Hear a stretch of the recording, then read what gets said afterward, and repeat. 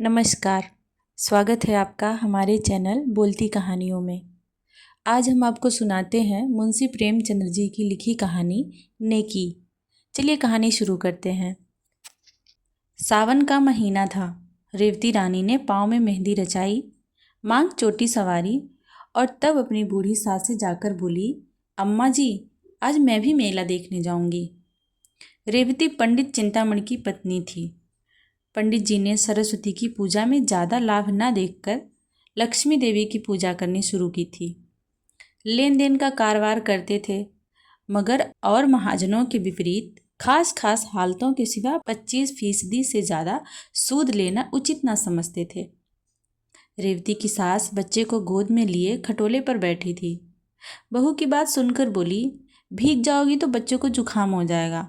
रेवती, नहीं अम्मा, कुछ देर ना लगेगी, अभी चली जाऊंगी। रेवती के 2 बच्चे थे, एक लड़का दूसरी लड़की। लड़की अभी गोद में थी और लड़का हीरामन 7वें साल में था। रेवती ने उसे अच्छे अच्छे कपड़े पहनाए, नज़र लगने से बचाने के लिए माथे और गालों पर काजल के टीके लगा दिए। गुड़िया पीटने के लिए एक अच्छी रंगीन छड़ी दे दी और अपनी सहेलियों के साथ मेला देखने चली। कीरत सागर के किनारे औरतों का बड़ा जमघट था। नीलंगू घटाएं छाई हुई थी। औरतें 16 श्रृंगार किए सागर के खुले हुए हरे भरे सुंदर मैदान में सावन की रिमझिम वर्षा की बहार लूट रही थी। शाखों में झूले पड़े थे। कोई झूला झूलती, कोई मल्हार गाती, कोई सागर के किनारे बैठी लहरों से खेलती। ठंडी ठंडी खुशगवार पानी की हल्की हल्की फुहार, पहाड़ियों की निखरी हुई हरियावल, लहरों के दिलकश झकोले मौसम को ऐसा बना रहे थे कि उसमें संयम टिक न पाता था। आज गुड़ियों की विदाई है। गुड़ियाँ अपनी ससुराल जाएंगी। कुमारी लड़कियाँ हाथ पाँव में मेहंदी रचाए, गुड़ियों को गहने कपड़े से सजाए उन्हें विदा करने आई हैं। उन्हें पानी में बहाती हैं और छक छक कर सावन के गीत गाती हैं। मगर सुख चैन के आंचल से निकलते ही इन लाड प्यार में पली हुई गुड़ियों पर चारों तरफ से छड़ियों और लकड़ियों की बौछार होने लगती है। रेवती यह सैर देख रही थी और हीरामन सागर की सीढ़ियों पर और लड़कियों के साथ गुड़िया पीटने में लगा हुआ था। सीढ़ियों पर काई लगी हुई थी। अचानक उसका पांव फिसला तो पानी में जा पड़ा। रेवती चीख मारकर दौड़ी और सर पीटने लगी। दम के दम में वहाँ मर्दों और औरतों का ठठ लग गया, मगर यह किसी की इंसानियत तकाजा ना करती थी कि पानी में जाकर मुमकिन हो तो बच्चे की जान बचाएं। सवारे हुए बाल न बिखर जाएंगे, धुली हुई धोती न भीग जाएगी। कितने ही मर्दों के दिलों में यह मर्दाना ख्याल आ रहे थे। 10 मिनट गुजर गए, मगर कोई आदमी हिम्मत करता नजर ना आया। गरीब रेवती पिछाड़े खा रही थी। अचानक उधर से एक आदमी अपने घोड़े पर सवार चला जाता था। यह भीड़ देखकर उतर पड़ा और एक तमाशाई से पूछा, यह कैसी भीड़ है? तमाशाई ने जवाब दिया, एक लड़का डूब गया है। मुसाफिर, कहाँ? तमाशाई, जहाँ वह औरत खड़ी रो रही है। मुसाफिर ने फौरन अपनी गाढ़े की मिर्जई उतारी और धोती कसकर पानी में कूद पड़ा। चारों तरफ सन्नाटा छा गया। लोग हैरान थे कि यह आदमी कौन है। उसने पहला गोता लगाया, लड़के की टोपी मिली। दूसरा गोता लगाया तो उसकी छड़ी हाथ में लगी और तीसरे गोते के बाद जब ऊपर आया तो लड़का उसकी गोद में था। तमाशाइयों ने जोर से वाह वाह का नारा बुलंद किया। माँ दौड़कर बच्चे से लिपट गई। इसी बीच पंडित चिंतामणि के और कई मित्र आ पहुँचे और लड़के को होश में लाने की फिक्र करने लगे। आध घंटे में लड़के ने आंखें खोल दी। लोगों की जान में जान आई। डॉक्टर साहब ने कहा, अगर लड़का 2 मिनट पानी में रहता तो बचना असंभव था, मगर अब लोग अपने गुमनाम भलाई करने वाले को ढूंढने लगे तो उसका कहीं पता न था। चारों तरफ आदमी दौड़ाए, सारा मेला छान मारा, मगर वह नजर न आया। 20 साल गुजर गए। पंडित चिंतामणि का कारोबार रोज बरोज बढ़ता गया। इस बीच में उसकी माँ ने 7 यात्राएं की और मरी तो ठाकुर द्वार तैयार हुआ। रेवती बहू से सास बनी। लेन देन बही खाता हीरामणि के हाथ में आया। हीरामणि अब एक हष्ट पुष्ट लंबा तगड़ा नौजवान था, बहुत अच्छे स्वभाव का, नेक। कभी कभी बाप से छिपाकर गरीब असामियों को यूं ही कर्ज दे दिया करता। चिंतामणि ने कई बार इस अपराध के लिए बेटे को आंखें दिखाई थीं और अलग कर देने की धमकी दी थी। हीरामण ने एक बार एक संस्कृत पाठशाला के लिए 50 रुपये चंदा दिया। पंडित जी उस पर ऐसे क्रुद्ध हुए कि 2 दिन तक खाना नहीं खाया। ऐसे अप्रिय प्रसंग आए दिन होते रहते थे। इन्हीं कारणों से हीरामण की तबीयत बाप से कुछ खिंची रहती थी, मगर उसकी यह सारी शरारतें हमेशा रेवती की साजिश से हुआ करती थी। जब कस्बे की गरीब विधवाएं या जमींदार के सताए हुए आसामियों की औरतें रेवती के पास आकर हीरामण को आंचल फैलाकर दुआएं देने लगती थीं, उसे ऐसा मालूम होता कि मुझसे ज़्यादा भाग्यवान और मेरे बेटे से ज़्यादा नेक आदमी दुनिया में कोई न होगा। तब उसे बरबस वह दिन याद आ जाता, तब हीरामण कीरत सागर में डूब गया था और उस आदमी की तस्वीर उसकी आंखों के सामने खड़ी हो जाती जिसने उसके लाल को डूबने से बचाया था। उसके दिल की गहराई से दुआ निकलती और ऐसा जी चाहता कि उसे देख पाती तो उसके पांव पर गिर पड़ती। उसे अब पक्का विश्वास हो गया था कि वह मनुष्य ना था बल्कि कोई देवता था। वह अब उसी खटोले पर बैठी हुई जिस पर उसकी सास बैठती थी, अपने दोनों पोतों को खिलाया करती थी। आज हीरामण की 27वीं सालगिरह है। रेवती के लिए यह दिन साल के दिनों में सबसे अधिक शुभ था। आज उसका दया का हाथ खूब उदारता दिखलाता था और यही एक अनुचित खर्च था जिसमें पंडित चिंतामणि भी शरीक हो जाते थे।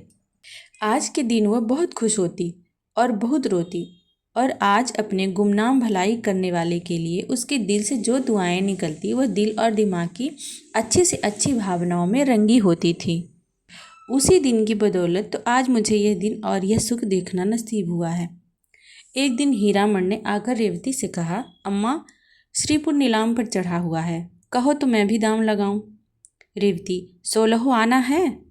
हीरामण, 16 आना, अच्छा गांव है, न बड़ा न छोटा, यहाँ से 10 कोस है, 20,000 तक बोली चढ़ चुकी है, 100-200 में ख़त्म हो जाएगी। रेवती, अपने दादा से तो पूछो। हीरामण, उनके साथ 2 घंटे तक माथा पच्ची करने की किसे फुर्सत है। हीरामण अब घर का मालिक हो गया था और चिंतामणि की एक न चलने पाती। वह गरीब अब ऐनक लगाए एक गद्दे पर बैठे अपना वक्त खांसने में खर्च करते थे। दूसरे दिन हीरामणि के नाम पर श्रीपुर खत्म हो गया। महाजन से जमींदार हुए अपने मुनीम और 2 चपरासियों को लेकर गांव की सैर करने चले। श्रीपुर वालों को खबर हुई, नए जमींदार का पहला आगमन था। घर घर नजराने की तैयारियां होने लगीं। 5वें दिन शाम के वक्त हीरामणि गांव में दाखिल हुए। दही और चावल का तिलक लगाया गया और 300 आसामी पहर रात तक हाथ बांधे हुए उनकी सेवा में खड़े रहे। सवेरे मुख्तारे आम ने आसामियों का परिचय कराना शुरू किया। जो आसामी जमींदार के सामने आता वह अपनी बिसात के मुताबिक 1 या 2 रुपये उनके पांव पर रख देता। दोपहर होते होते 500 रुपयों का ढेर लगा हुआ था। हीरामणि को पहली बार जमींदारी का मज़ा मिला। पहली बार धन और बल का नशा महसूस हुआ। सब नशों से ज़्यादा तेज, ज़्यादा घातक धन का नशा है। जब आसामियों की फेहरिस्त ख़त्म हो गई तो मुख्तार से बोले, और कोई आसामी बाकी तो नहीं है। मुख्तार, हाँ महाराज, अभी एक आसामी और है, तखत सिंह। हीरामणि, वह क्यों नहीं आया। मुख्तार, जरा मस्त है। हीरामणि, मैं उसकी मस्ती उतार दूंगा, जरा कोई उसे बुला लाए। थोड़ी देर में एक बूढ़ा आदमी लाठी टेकता हुआ आया और दंडवत करके ज़मीन पर बैठ गया। ना नज़र ना नियाज। उसकी यह गुस्ताखी देखकर हीरामणि को बुखार चढ़ाया। कड़क कर बोले, अभी किसी जमींदार से पाला नहीं पड़ा है, एक एक की हेकड़ी बुला दूंगा। तखत सिंह ने हीरामणि की तरफ गौर से देखकर जवाब दिया, मेरे सामने 20 जमींदार आए और चले गए, मगर कभी किसी ने इस तरह घुड़की नहीं दी। यह कहकर उसने लाठी उठाई और अपने घर चला आया। बूढ़ी ठकुराइन ने पूछा, देखा जमींदार को, कैसे आदमी हैं। तखत सिंह, अच्छे आदमी हैं, मैं उन्हें पहचान गया। ठकुराइन, क्या तुमसे पहले की मुलाकात है। तखत सिंह, मेरी उनके 20 बरस की जान पहचान है। गुड़ियों के मेले वाली बात याद है ना। उस दिन से तखत सिंह फिर हीरामणि के पास ना आया। 6 महीने के बाद रेवती को भी श्रीपुर देखने का शौक हुआ। वह और उसकी बहू और बच्चे सब श्रीपुर आए। गांव की सब औरतें उससे मिलने आईं। उनमें बूढ़ी ठकुराइन भी थी। उसकी बातचीत, सलीका और तमीज़ देखकर रेवती दंग रह गई। जब वो चलने लगी तो रेवती ने कहा, ठकुराइन, कभी कभी आया करना, तुमसे मिलकर तबीयत बहुत खुश हुई। इस तरह दोनों औरतों में धीरे धीरे मेल हो गया। यहाँ तो यह कैफियत थी और हीरामणि अपने मुख्तारे आम के बहकावे में आकर तखत सिंह को बेदखल करने की तरकीबें सोच रहा था। जेठ की पूर्णमासी आई। हीरामणि की सालगिरह की तैयारियां होने लगी। रेवती चलनी में मैदा छान रही थी। बूढ़ी ठकुराइन आई। रेवती ने मुस्कुरा कर कहा, ठकुराइन, हमारे यहाँ कल तुम्हारा न्योता है। ठकुराइन ठकुराइन तुम्हारा न्योता सर आँखों पर। कौन सी बरसगांठ है? रेवती, 19वीं। ठकुराइन, नारायण करे अभी ऐसे ऐसे 100 दिन तुम्हें और देखने नसीब हो। रेवती, ठकुराइन, तुम्हारी जवान मुबारक हो। बड़े बड़े जंतर मंतर किए हैं, तब तुम लोगों की दुआ से यह दिन देखना नसीब हुआ है। यह तो 7वें ही साल में थे कि इसकी जान के लाले पड़ गए।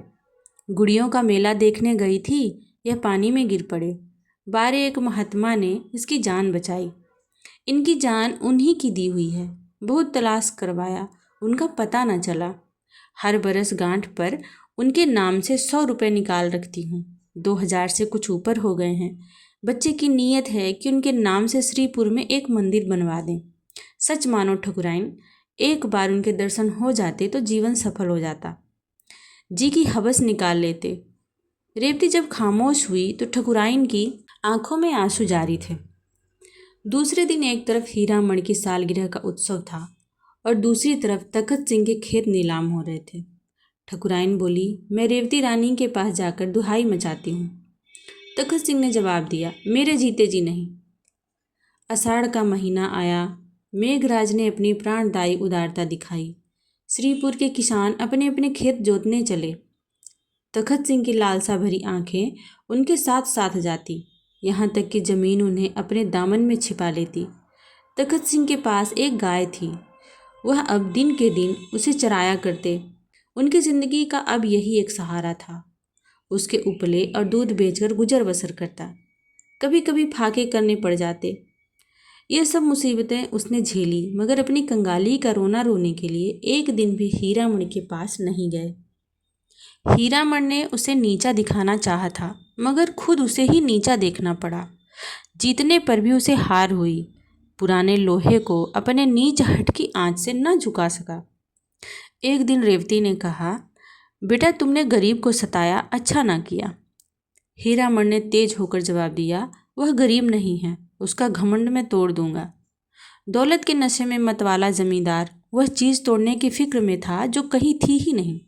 जैसे नासमझ बच्चा अपनी परछाई से लड़ने लगता है।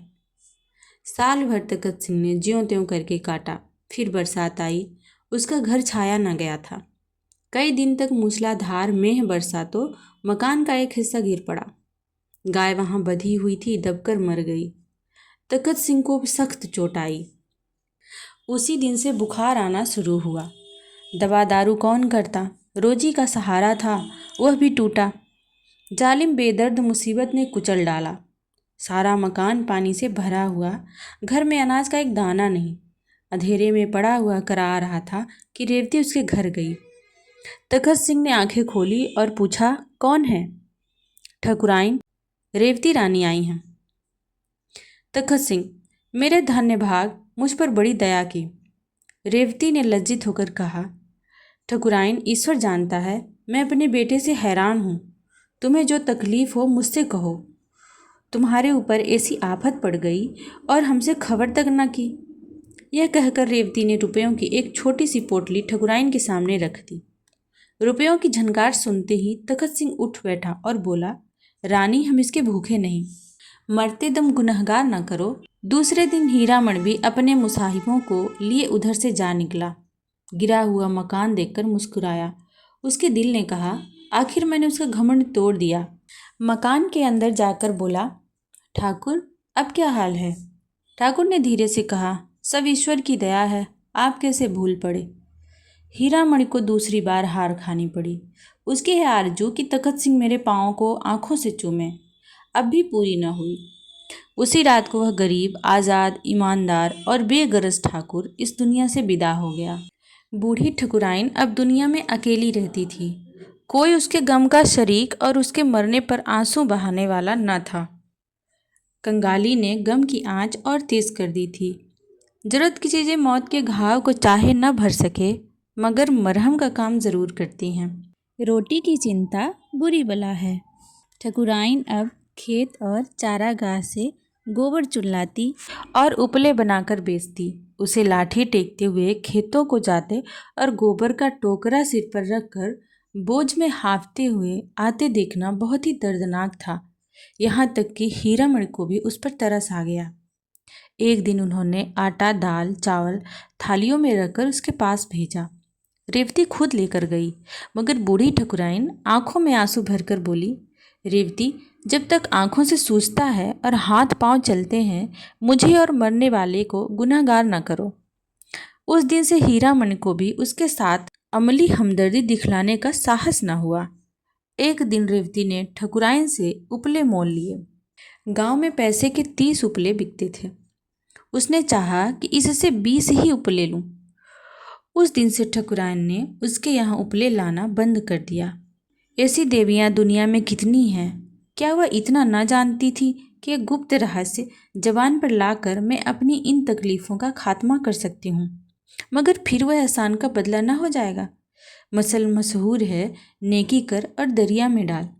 शायद उसके दिल में कभी यह ख्याल ही नहीं आया कि मैंने रेवती पर कोई एहसान किया। यह बजादार आन पर मरने वाली औरत पति के मरने के बाद 3 साल तक जिंदा रही। यह ज़माना उसने जिस तकलीफ से काटा, उसे याद करके रोंगटे खड़े हो जाते हैं। कई कई दिन निराहार बीत जाते। कभी गोबर ना मिलता, कभी कोई उपले चुरा ले जाता। ईश्वर की मर्जी। किसी के घर भरा हुआ है, खाने वाला नहीं है, कोई यूँ रो रो कर जिंदगी काटता है। बुढ़िया ने यह सब दुख झेला, मगर किसी के सामने हाथ नहीं फैलाया। हीरामण की 30वीं सालगिरह आई। ढोल की सुहानी आवाज़ सुनाई देने लगी। एक तरफ घी की पूड़ियाँ पक रही थी, दूसरी तरफ तेल की। घी की मोटे ब्राह्मणों के लिए, तेल की गरीब भूखे नीचों के लिए। अचानक एक औरत ने रेवती से आकर कहा, ठकुराइन, जाने कैसी हुई जाती हैं, तुम्हें बुला रही हैं। रेवती ने दिल में कहा, आज तो खैरियत से काटना, कहीं बुढ़िया मर न रही हो। यह सोचकर वो बुढ़िया के पास न गई। हीरामण ने जब देखा अम्मा नहीं जाना चाहती तो खुद चला गया। ठकुराइन पर उसे कुछ दिनों से दया आने लगी थी, मगर रेवती मकान के दरवाजे से उसे मना करने आई। यह रहम दिल, नेक मिजाज, शरीफ रेवती थी। हीरामण ठकुराइन के मकान पर पहुंचा तो वहां बिल्कुल सन्नाटा छाया हुआ था। बूढ़ी औरत का चेहरा पीला था और जान निकलने की हालत उस पर छाई हुई थी।